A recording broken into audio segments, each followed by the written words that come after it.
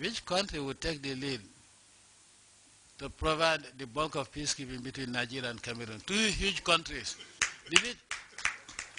Did they think of that? And who's going to finance it? Because you cannot fund the peacekeeping operation because Cameroon will say, oh, then whatever force we put up is on your side. And he looked at me for a while and he said, you are right. I said, and then another point that was very, he was very sensitive to, I said, okay.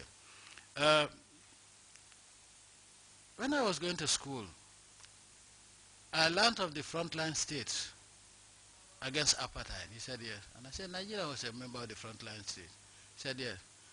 Why? Because you are not in Southern Africa. But because you have to stand for Africa. He said, now, one who stood up to end apartheid and violence in South Africa now turns around in West Africa and engaged in a nasty war, the outcome of which nobody knows. Would that not be a contradiction? And I said, you know, both of us are very popular with the West. And I said, oh, the West would be very happy to finance Cameroon. I said, don't give them a chance to destroy in Nigeria. Everybody is going to arm, suddenly, even the trees in Bakassi would be armed. And so you want to subject yourself to that. Don't let them laugh at us and say, oh, Nigeria that has played a pivotal role in the independence of Africa now is invading.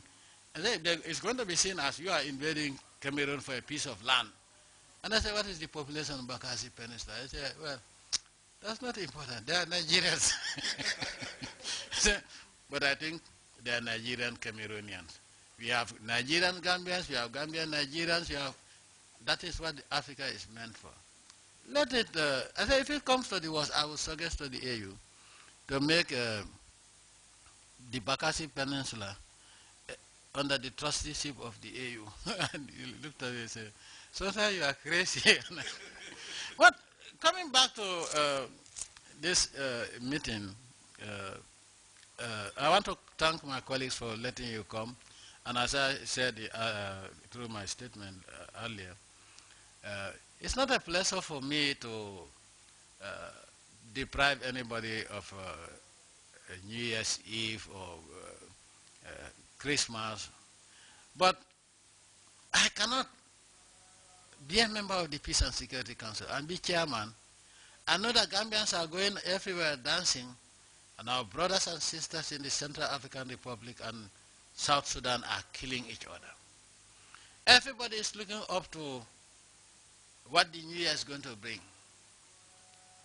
And the people of South Sudan are wondering whether the New Year's Day will find them alive.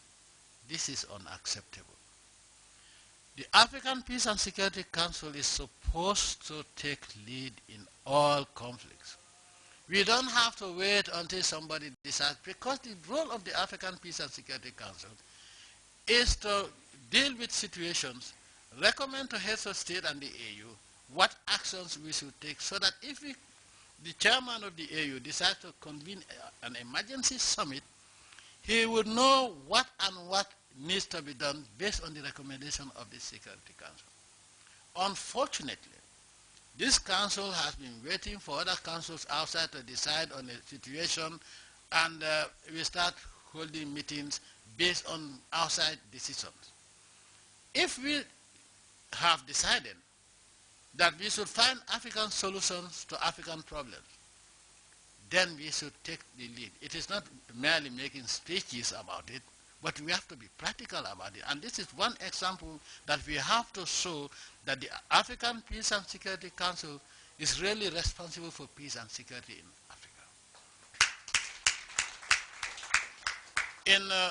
In France, we talked about foreign interventions, unilateral interventions.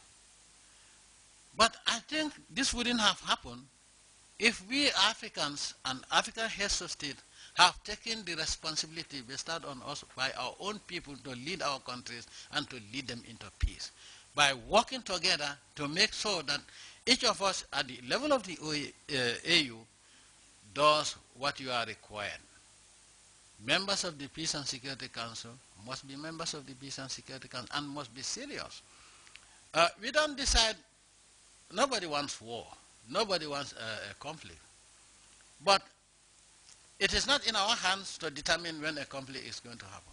So if we decide that we are going to be members of the Peace and Security Council, we must be ready to sacrifice for the sake of peace and security in Africa. And that is why we should be prepared to, we are the firefighters. A firefighter doesn't have a weekend, a firefighter doesn't have holidays, a firefighter doesn't know New Year's Eve, a firefighter doesn't know Christmas.